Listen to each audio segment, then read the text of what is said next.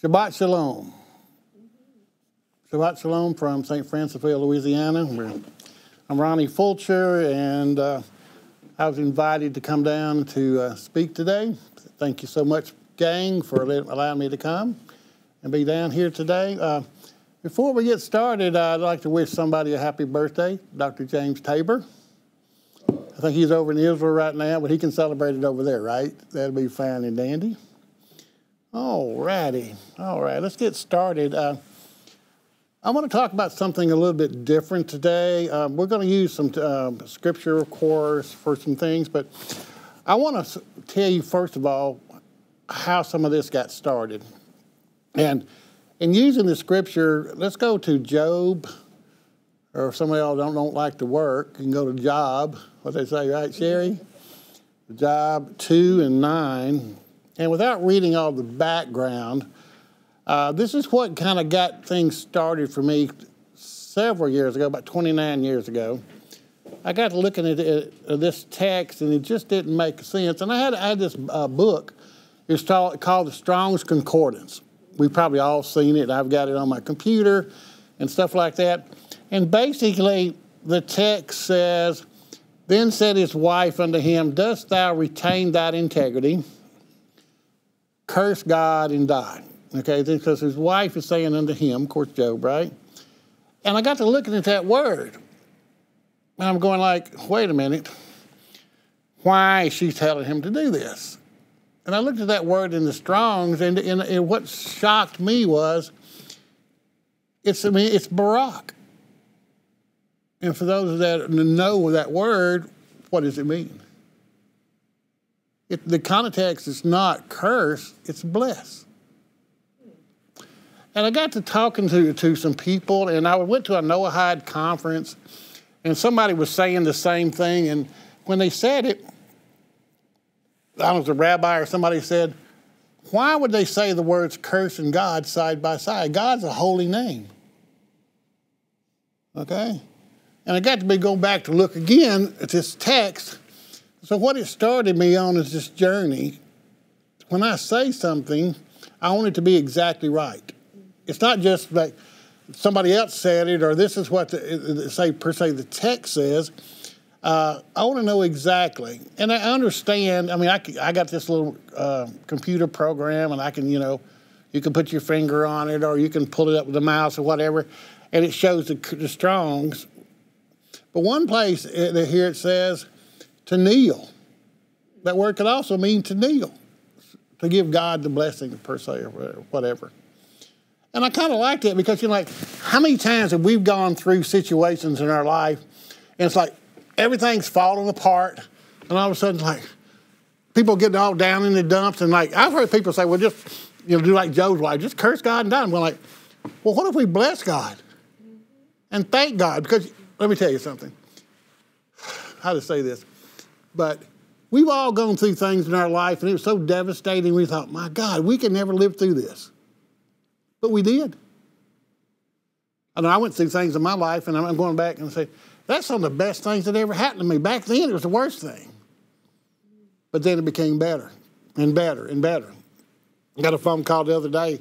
Somebody was all upset. They were going to lose their house and everything because financial things happened to them.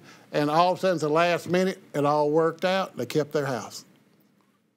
But anyway, that's kind of a background of what I'm doing, why I'm doing some things. In my professional job that I do, I'm really picky about words, okay? Because I have to tell people what certain words mean based upon certain rules, regulations, or whatever. And I kind of apply that same thing to the work I do and even in my studies, okay? If you want to get ready, in a few minutes, we are going to have a certain scripture that we're going to talk about, and it's in the book of Exodus. Exodus 30, all right? And there's a specific Torah reading that kind of goes along with this that we'll get to a little bit later. But let me say this. I know with our group here, we've been in it for several years, But my understanding in talking to some of y'all on Facebook and just in conversations, some people haven't been doing this for 25 years, Sherry, have they? They've been doing it maybe 5 years, maybe 1 year, or maybe less. Maybe you just started seeing some things and you're like, hey, this is the way I need to go. Well, we all started there. There's a place we started making decisions, okay? And what I'm going to tell you today is based upon several years of research and issues that came up, all right? But my opinion today, John, you know what, may change next week based upon the knowledge that I come up with or the revelations that God gives or whatever. Because we all changed. My position today is way different than it was 20 years ago, okay? For some of y'all don't know, I was a Pentecostal preacher. I did all that hellfire, damnation, holy rolling, the whole 9 yards, speaking in tongues, you name it. I did it all right? But I based what I did then based upon my knowledge then. But as I grew in knowledge and understanding, I had to start making some changes, and you will too, okay? But like I said, the stuff I do is still based upon my knowledge, my opinion, okay, and where I am spiritually today. All right? All right. And we all make these decisions based upon a few things. Like, you know, one thing I love also besides coming down here, besides visiting with all my friends, is Sherry brings groceries. You know, and she's a great cook, right? That's the reason y'all come too, right? Because I got to talk to Ross. All right. But the other part is, you know, but I know that when I taste some of her food, like it's got this flavor to it or something, and you remember that flavor, okay? But we make decisions about a lot of stuff we do based upon our past, and we add to it, all right? But you learn every day. You do. You learn every day. Something you learn. And either you accept what you learn or you reject it. And that helps or hinders your growth. But let me say this. The more truth you come in contact with, the more we grow. And that's what we mean. You know, I'm gonna say some words that people misquote a lot of times, you know. I'm not sure exactly because I'm not a scholar of the New Testament or anything like that. But there was something over there that says something about the truth will what? What does it say, John? You remember? Yeah, everybody says set you free, right? Okay. But you know, when you read it, that's not what it says. It says it makes you. It makes you. Making is a process. Sherry, you made some groceries today. Did you just whoop, there they were. You twinkle your nose and, hey, we got groceries. No. It didn't happen like that. That's bewitched for some of y'all younger folks on here listening today, right? And so anyway, it's a process. So if we look in this room today with the people we have, it's a process we're going through. The more truth we learn and understand, and we change as we grow. But you can't go from where I was 29 years ago to what I am today because I couldn't handle it. John, did you just transfer all the money? Bam, here I am, and the next day you're full-fledged this other way? No, not at all. Okay? Years ago, in 1974, I think it was in August of 1974, I'd got out of college, been out of college a few months, and I started going to this church. And there's this preacher there, and I admire him to the day because of something he told me. He said, Brother Ronnie, he said, don't you believe a word I say. If I can't back it up with the truth, don't believe me. And I thought that was just a great statement, and I live by that today. And I still admire that man today because of what he said, because that's one of the reasons I am where I am today. Right? Now, I've had people call me up and say, well, he said, Ronnie, what are you going to talk about? What's the title? So, you know, Patty up there and Dave, they call it, what are you going to call this? You know, Ross has always got his little titles, you know, all this kind of stuff. So if I would give this a title today, I would say, are you counted as one of God's? And I think before we get through here today, I think the implications are pretty strong. It's in that direction. Okay? Because, there's a lot of religions. I'm part of this and I'm part of that and I want to be counted and all that kind of stuff. But there's text in the Bible that says, hey, if you do this, you're counted. You're special with God. Because God took time to count these people. All right? Now, I've got to back up a little bit because when Ross first asked me, I had this thing. I said, here's what I want to teach. Here's what I want to teach. And you know what, John? I got shot down real fast. Not that Ross said don't do it, but I got to look at this stuff, and I'm going like and reading, and I'm praying and stuff, and I was looking at the Torah readings. I said, whoa, I need to go this other direction. Just have this inclination. Y'all ever get an inclination? Sometimes like, this is the way I need to go? Okay? I thought I knew, and then all of a sudden, bam, I had to go this other direction. Okay? Now, so when I read the Torah readings, and some of y'all, I'll kind of give you a preview there. Torah reading about the Shekalim. That's where I'm going. Okay? But one thing I've learned, I'm 67 going on 68 years old, and I've learned that when things coincide together and they all work together, it's not against the Torah. You know what I found out, Sherry? It's no coincidence. There's a reason for that. There's another thing that I teach on about no coincidence with God. Maybe I'll be blessed to be able to do that down the road sometime. But the issue that you run into is these coincidences, sometimes they aren't. Sometimes the blessings you get are not coincidences because of certain reasons. Okay? If you'd like to also turn in the scripture there to 1 Kings 19. Okay?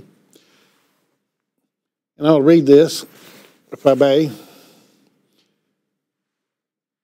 And we're going to start at verse 11 and go through like verse 13.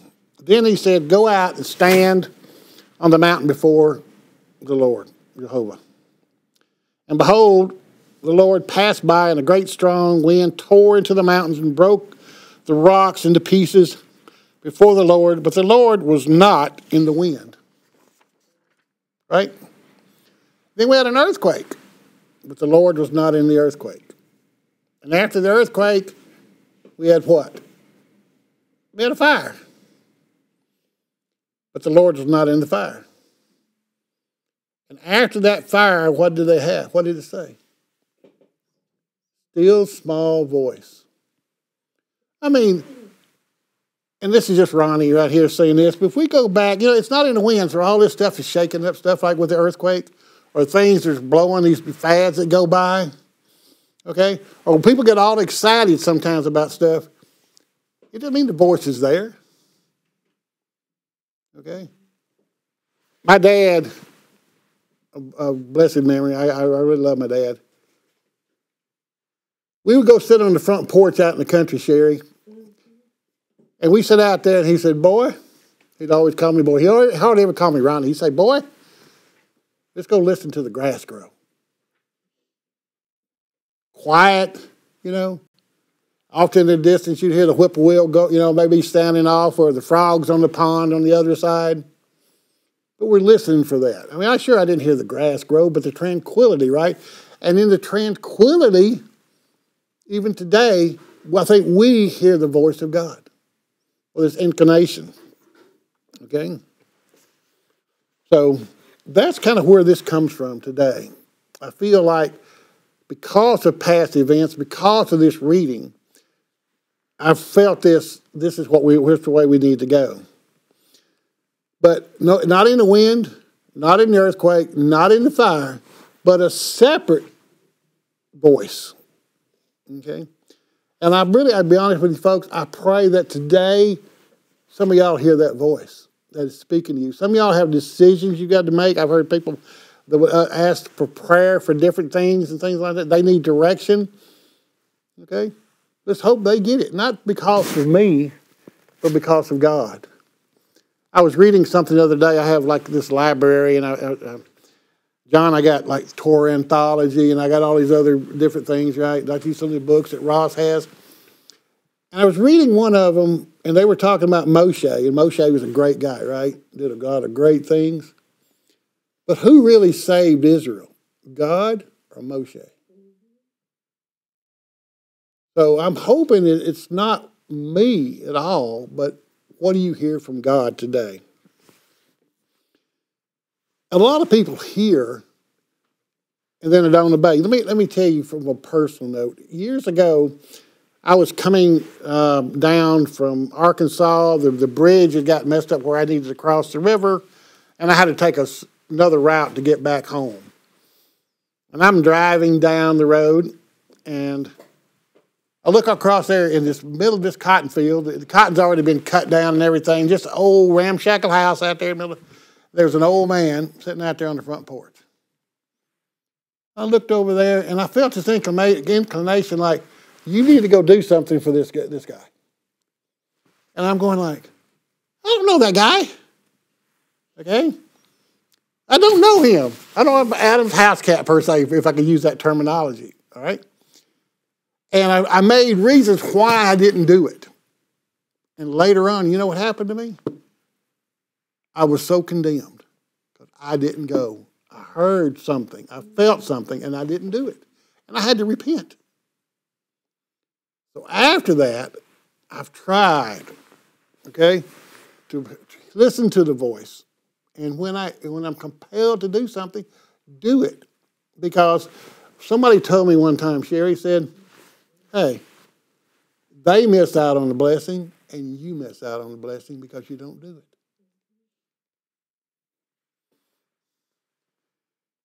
What does it hurt if you go across, John, and cut your neighbor's grass? If it needs cutting. What if for some reason they can't cut it? What if you know somebody in need and you go help them out? Maybe it's monetarily or something like that. Or what if you're in line there, and let's say you're at Chick-fil-A. That's my favorite place. I love Chick-fil-A. You always see me say, I'm at Chick-fil-A. What about buying the next person's meal behind you? What's wrong with that? It ain't going to break you probably, okay? Or how about this, Dave? How about just feel compelled to pray for somebody or call them up? For some reason, let's say you feel this inclination, go over there and call John, call Dave, call Ross, call somebody that's not even in the group and say, look, you're on my mind today. I want to pray with you, or is there anything you need, or whatever. What's wrong with that? I got an email. I got to tell you this. One of my friends on Facebook sent me an email, says, I'm going to be praying for you for Saturday, for what you're going to say. And that God would, I'm not remembering the exact thing, but something about God will inspire you, whatever. And I broke down and cried. I really did, because it touched my heart. You know, and I know we got some great friends out here and people care for everybody, but the fact that that person did it at that point in time, because I'm struggling, I don't want to mess up. I want to do the right thing. And just out of the blue, this person, I'm praying for you. And some other people told me the same thing after that. But that person, if you're listening, you know exactly who you are. You did that for me. You know, and it's not that I'm withholding the name on purpose, but the thing about this, Dave, what if we do things for people and we do them in secret that only God gets the glory?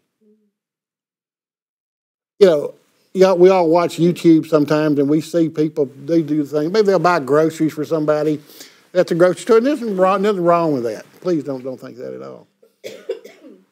But, you know, so doing is an act of kindness and things like that.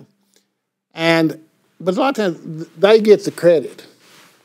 Why not just like God, let it fix you? Whatever we do, John, let God get the credit. Let God get the praise and glory. All right. If we could, if you want to turn over to Exodus 30, and let's look over here, verse 11 and 12, this area, this is for this Torah reading. If I pronounce this right, Kaitissa, okay? And the Lord spake unto Moses, saying, when thou takest the sum of the children of Israel after their number, then shall, the word they is added, Give every man a ransom for his soul unto the Lord, when thou numberest them, that there be no plague among them when thou numberest them. Years ago, I'm not sure whether it was the Noahide Conference, maybe it's Dr. Tabor, you know how smart that man is, and Ross and them. They were speaking, I think it was one of the three, and they said every time you see a text where words are repeated, there's a special meaning there. There's something more that we need to look at. And if you look at this text right here, you see the word numbers more than once. And I'll talk to you a little bit about that later. Okay? But it also it talks about some things here that these people are numbered, okay? They give this ransom for their soul. And that's going to play a big part a little bit later. This they shall give every one that passes among them that are numbered. Half a shekel after the shekel of the sanctuary. And this is where I'm just kind of back up a little bit, if I may. Years ago, there was a preacher came to one of the churches I was going to, and he taught on the half shekel, but not like this. He really missed the point, I think, that was supposed to be made here, because instead of turning it around that the children, okay, of God were counted and some blessings for that and some protection they got, he used it as a money-making scheme, okay? And basically what he said was, hey, this is you pay 5% offering to the church and you pay 10% tithe, so you're paying 15%. And a lot of people took off and ran with that because like, hey, it helps bring in money for the church, right? And I learned something from that, all right? But the other part right here I think was so important is after the shekel of the sanctuary. So then you got to do research. Well, what is the shekel of the sanctuary? It's my understanding, and I can be wrong, but hopefully someone will correct me if I am. Okay? But it's my understanding that the sanctuary, the temple, had these coins. Okay? And I understand when you went to Jerusalem and you wanted to give an offering, John, you live out in the country, right? Is that right? No, you're in town. In town, okay. Y'all got animals? Okay, all right. Now, don't take what I'm going to say the wrong way, but it's like this. You know, they would bring, some people would look at, well, I have to bring a certain animal, like a lamb or a goat, right there, to Jerusalem. But folks, it's my understanding that animal couldn't be blemished when it got there if it's going to be sacrificed, right? So it's my understanding that what it was, you could buy the animals there in Jerusalem, right? And they would be set up for sacrifice and stuff like that. They don't have the blemishes. You could bring your money with you and you could buy that sacrifice when you got there. But when you get there, what kind of money do you have? Ross is over in Israel right now. Dr. Tabor's over there. Isn't Toby with him, I think? Something like that, okay? Now, they'll take American money over there. They'll take dollars. But they like you to convert that money. There's an exchange factor, right? Okay.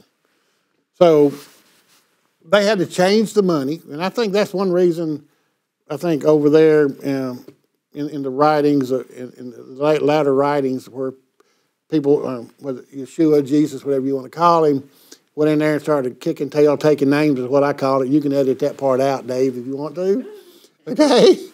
But because I think they were stealing as far as the conversion of the money. Okay? I mean, this was point blank stealing. Because, I mean, think about it. You're converting your money, and this is supposed to be some type of special shekel, right? That they could use to buy this, and you're doing this? Come on. Okay.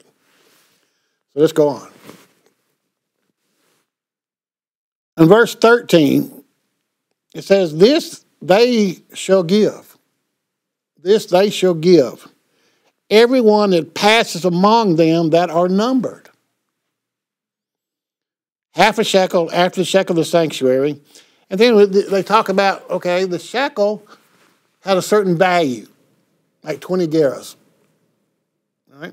Now, nobody knows, from my understanding, exactly how much is 1 gerah weigh. okay, or how much 1 gerah was at that point in time. I mean, I've done some numbers and I've looked at stuff based upon weights and stuff in silver and what it's worth today compared to what it was back there. And I can't tell you exactly, but it's a small amount, all right? But it's minus the shekel was 20 gerahs, so how much would a half shekel be, John? 10, right? 10. All right? Now, very small. This is not a whole lot of money. And the thing about it, what's it for? It's a ransom for your soul. It didn't take a whole lot. Yeah. John, we ain't talked about any blood or anything like that. We just talked about this coin, right? That's all we talked about so far. All right? Now, there's a rabbi who wrote, and he said this, and I kind of like this because of the way the verse reads, this shall thou give. This they shall give, This they shall give. Okay? Is the way he translated this verse. But the thing about it is, if he uses the word this, then we run into the situation, the way I look at it, and like I think he looks at it, where is God showing Moses what the coin looks like. And he says, yes, this is what he thinks it is. And so maybe God is showing him a rendition, per se, of the coin or something like that. I'm not sure. Some people say it's a fiery coin. I don't know. But the issue is, this is what he said. There was a certain amount. And we'll talk a little bit later about the coin and the weight and the value. Okay? But the issue is, it's only 10. It's a half shekel. Okay? Just a half shekel. Now, this preacher before taught some things that was not right, because, I mean, he didn't know any better. Dave, I mean, he had this, he had the stuff that he had, but he didn't have Ross's library. He didn't have Dr. Tabor's library, okay? He didn't have a lot of access. Years ago, before we had all these computers, we were bound by books we had. We had a library then, John. You probably had some. But we were bound by that, okay? But let me say this. Even though some of us have been taught things in the past that just don't measure up to biblical standards, okay? It's the fact that when you know that it's wrong, you can make a change. You can recover from those if you desire. I have a good friend, some of y'all may know him, J. David Davis. Love him to death, like a brother. Great guy. He said a lot of what we have with us today is we have baggage because we've been taught other things and we've had to deal with it. Okay? And sometimes we've got to throw that baggage off and let it go. But people don't want to do that. I know I saw somebody the other day, they were going somewhere and they had suitcase after suitcase after suitcase of clothes. They're only going for the weekend. Okay? That's fine and dandy if you want to do that. But that's a lot of baggage to be toting around, and somebody's got to tote for you just for the weekend. Maybe that person could have got by with less, and that's their opinion. That's their stuff. Okay? So let me say this. Even though a lot of us have come out from different churches or groups or whatever, John, I learned something when I was there. Dave, I learned something when I was there. Right? Some good, some bad.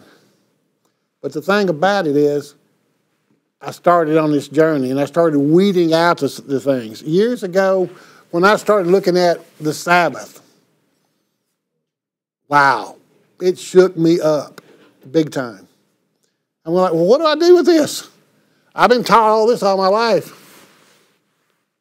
I'm looking at the Sabbath and I had to make a choice. What's the Sabbath? What's God's Sabbath? Okay?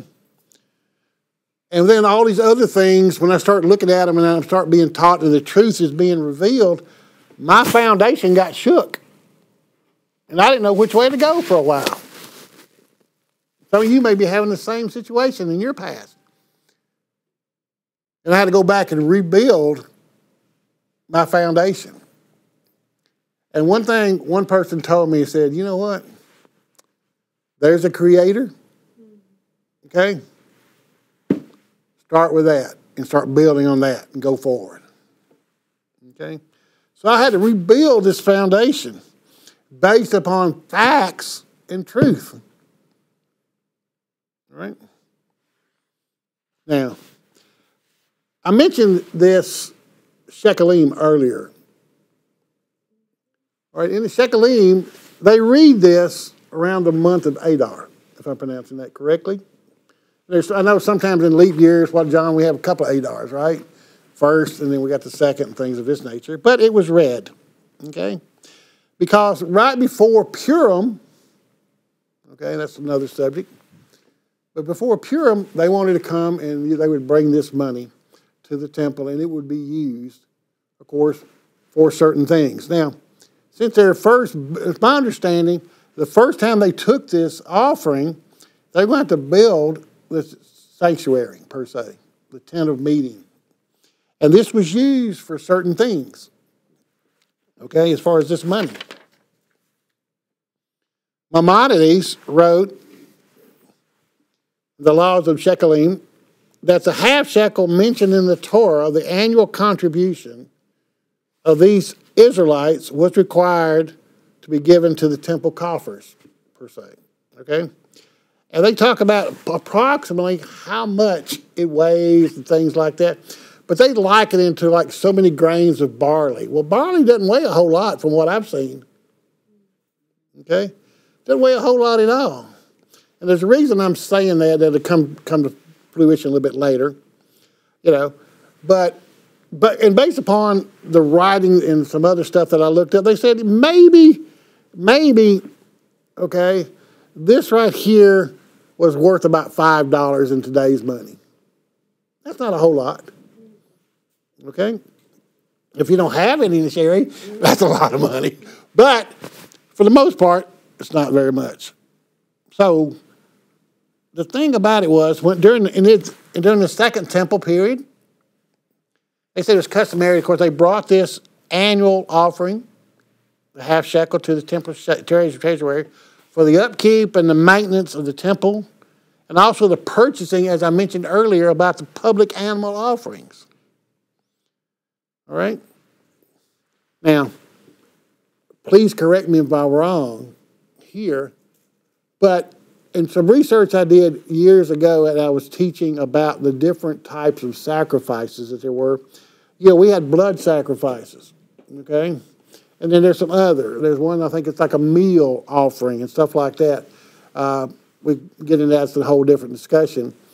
But, and so looking at this stuff, the sacrifices, some people, the blood ones were given, okay, for people like, John, there may be times that we do things we don't know is right. We didn't know it was wrong. I lived a life for 50-something years. I had no clue of certain things. All right? Well, do you think maybe the Israelites could have also done things they didn't know was wrong for a period of time? So, how could that be atoned for, per se?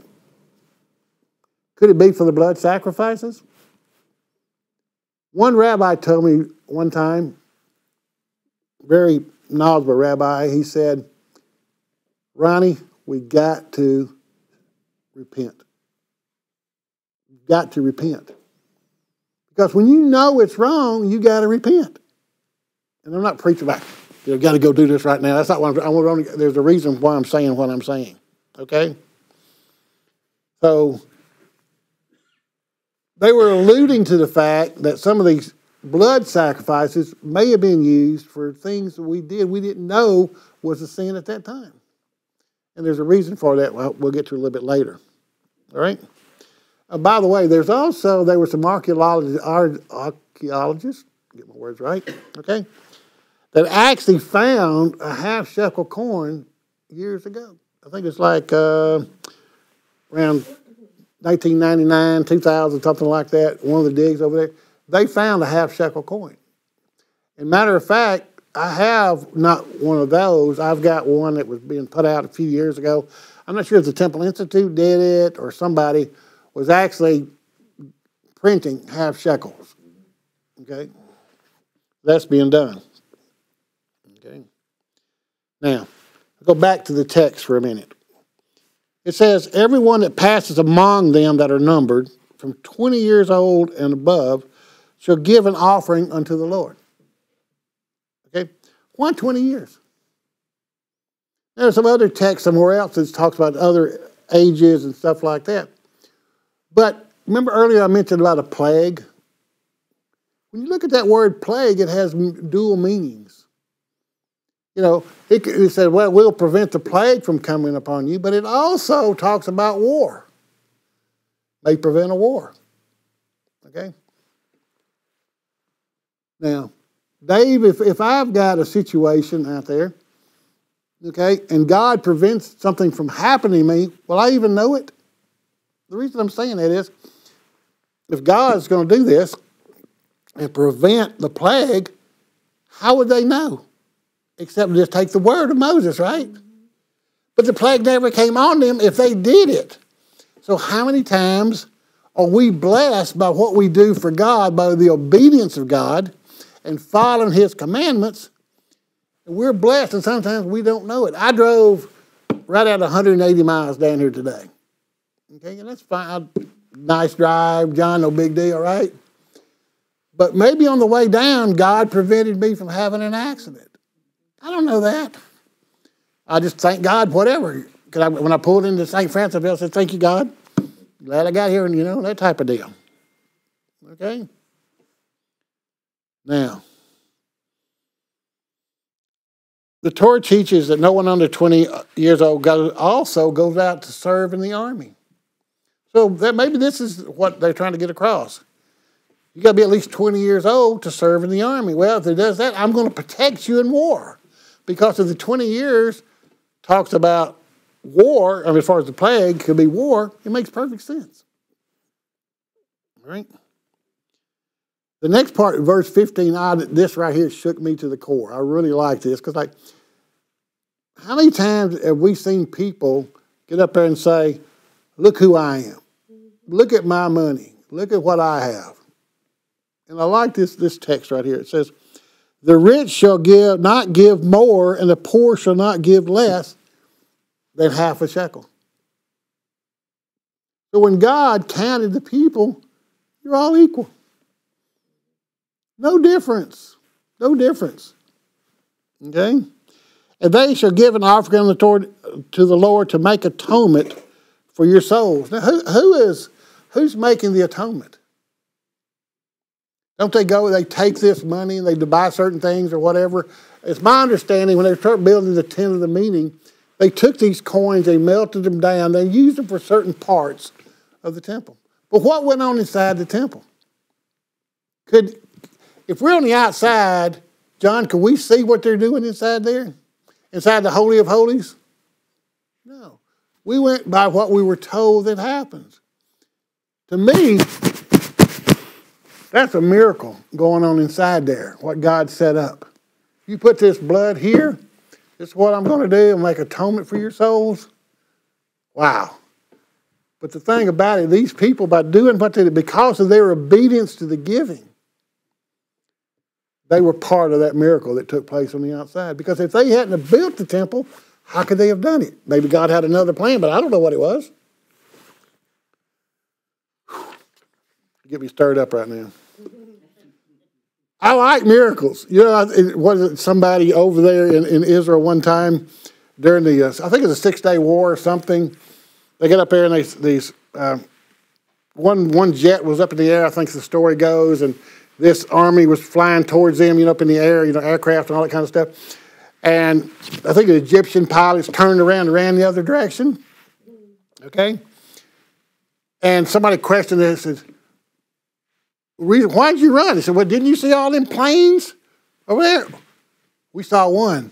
And I think one person said, well, didn't you see the angel behind him with the flaming sword? Go ahead, God, thank you. Okay. That just gives me tingles. And a lot of times things happen, I get goosebumps. I don't know about y'all out there, but I get goosebumps. Okay? But look at this. God did not weigh the rich above the poor concerning this atonement. No difference. No difference at all. You got $1 million, you got one. It's all the same. And then I want to get to this. That word shekel, in my understanding, is based upon a root word for weighing. So it has a weight. But since it was made out of silver, it had value. Okay? And that part, all of this was counted as an atonement for the souls of those people that gave. Verse 16 says, "And thou shalt take the atonement money of the children of Israel, and thou shalt appoint it for the service of the tabernacle," as I mentioned, "of the congregation, that it may be a" what? "A memorial unto the children of Israel before the Lord, to make atonement for you." So there's those two words again. Mention it again, twice. So there's something to that. It's some importance here. So my take on this, and this is Ronnie, okay? We call it Ronnie 1 in 1. By using the money for the temple service, the people's obedience to the word and their action, because if they had heard Moses say it, but if they didn't do it, would they have had that protection?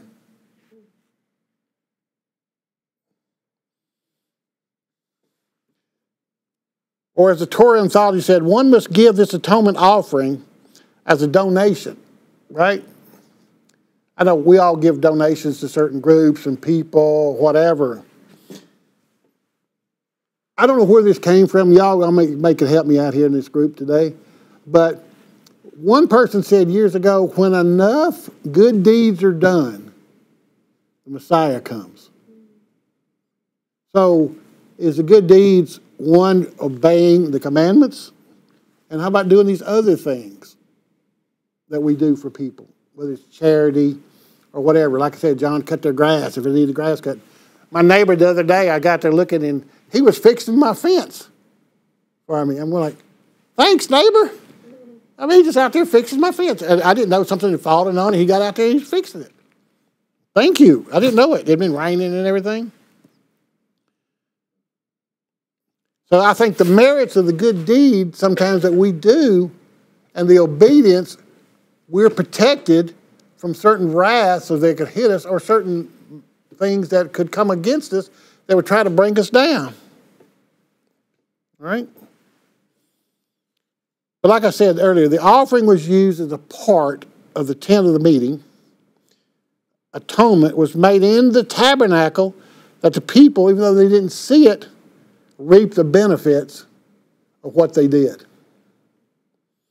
Now, we all know that the Bible is not in chronological order, the way it's written. For whatever way, it may have been put together a certain way or whatever. Okay? Am I stepping on toes there when I say that? Okay? Because look, years ago I was teaching something somewhere, and I noticed the preacher looking at his wife, and she looked back at him when I said something. It's like, okay. But anyway, why did they need this? What transpired before this? And in the readings I looked at was the sin of the golden calf. Okay? So something was needed because the people wanted this other idol, per se. They wanted something to worship. They probably got scared. Well, Moses, where are you at? Why haven't you come down? Maybe they thought he got killed. I don't know. And they got kind of tested. They wanted something to happen. They wanted something from God. And then they didn't get it. They made one. Well, God sure didn't want that. So they had this atonement. Now, another thing I look at here, don't you think God knew how many people lived after the plague of the golden calf? Yeah. And why do you think he wanted to count them? I'm going to ask Sherry a question. You may not can hear it, but I'll repeat it. Sherry, how many children do you have? How many? 6. Okay, 6. John? 5. Why do you know that number? She said 6, and he said 5. You know why? They were important to you. I'm going to say this. This is Ronnie Fulcher, 1 and 2. But God counted those people because they're special to him. This is just me. I didn't, okay? But when you do the things of God that you're supposed to do, and you are obedient, he counts you. Okay? Get a little teary-eyed, I'm sorry, but this gets me so emotional because I want to be that way. Because that's just everything I look for in my past, I wanted to be one of God's. Okay? I want to be one of God's kids. And then I go back and I read this text and look at all this stuff like, here's what it took. Something really easy. Now, some people are probably saying, okay, Ronnie, we're not supposed to count the people, count the heads and stuff like that. Because remember, David kind of got in trouble one time for doing that. But if you think about this is kind of unique, I think, because God didn't have to count. When the numbers were taken, Sherry, at the end of this thing, the only thing I do is count the half shekels to how many people. I didn't have to count the heads. I can just count the half shekels. And I knew exactly. So if you really want to get ticky about words, he didn't count the people. What did he count? Counted the half shekels. I had a situation come up the other day. I had a contract I signed with some people. And it really got down to one word. Okay? And the interpretation of that word. Okay? So the same thing, a lot of times in the Bible, it comes down sometimes to one word. What does that word mean? Now, and if you want to look at 1 Chronicles 21, 1 through 16, I won't read all this, okay? But this is the time I was mentioning earlier about David counted the people, and there was a problem, okay? Because some say that we don't count the children of Israel because the plague will come upon them, such as 1 Chronicles. If you want to go back and read that, you can later. You can see what happened there, okay? But the issue that I see is when you take the sum of the children of Israel according to their numbers, and each one gives to the Lord an atonement for his soul, and when they are counted, then there will be no plague, as I mentioned earlier, and then once they're counted. So the reason I'm going there is you got to hear the voice of Moses, that God spoke to Moses, then you got to do your part, and when you do your part, you are protected. All right. Let's go back, if we would, to Exodus, verse 13. I've kind of read a little bit of this before, but I just want to reemphasize this. Verse 13 says, "This they shall give everyone which goes through the counting." So you've got to go there, you've got to do something, some active participation. Half a shekel according to the holy shekel, 20 gerahs equal to 1 shekel. Half of such shekel shall be an offering to the Lord. He only wanted half. But like I said earlier, it's 10 gerahs. Why 10? Now, a lot of us that's been studying this thing for a while, we see that God's into numbers. And we're always looking for numbers. Like, we look at 33 candles, right? So when we go somewhere, are there 33 people there? Okay? That may be more. But are there 10 words that really stood out to us, or people call it the 10 Commandments? How many people make up a million? 10. Numbers again. Just suggestion, something to think about. Okay? Because see, I don't believe in coincidences. There's a reason for everything. We just don't always know the reason. And I'm still trying to figure out a whole lot of stuff because I don't have all the answers. If anybody has all the answers, please tell me. Okay? All right. The weight of the shekel, they say, of course, it was fixed at that point in time. There's some other verses, if you want to look at as far as shekel offerings or some type of offerings, in Jeremiah 33. verse 13. Or we look at Leviticus 27, 1 through 8. There's some other issues about shekels and offerings and things of this nature. In verse 14, if we go back to Exodus, I'm jumping around. John's going to kill me because I'm jumping around. It sounds like Ross, right? Doing this jumping around. Okay. Everyone that goes through the counting, again, goes through the counting. They've got to participate, okay? From the age 20 and upward shall give an offering to the Lord. So I want to go with this, and I'm going to close here real shortly, okay? It says, what I wrote in my understanding is, those chosen when protected from a plague would not see the blessing, as I mentioned earlier. So I want to reiterate that. They never came down with the plague. But also, what about those people that went to war? How many of those were protected from a bullet? They didn't have bullets there, of course. But from an arrow or something like that. We don't know. All right? But let me say this. We give God the praise for things we see a lot of times. But should we also give God the praise for the things we don't see happen? We didn't see what went on inside the Holy of Holies. The high priest would tell us about it, or it'd be read in the scriptures what's to take place, but we didn't see it. And because the people, they followed this commandment of the half shekel, became more than just a person. They became more than an ordinary person. They became counted of God. Understand this. Important things are not ordinary. So as we're counted of God, we're not ordinary any longer.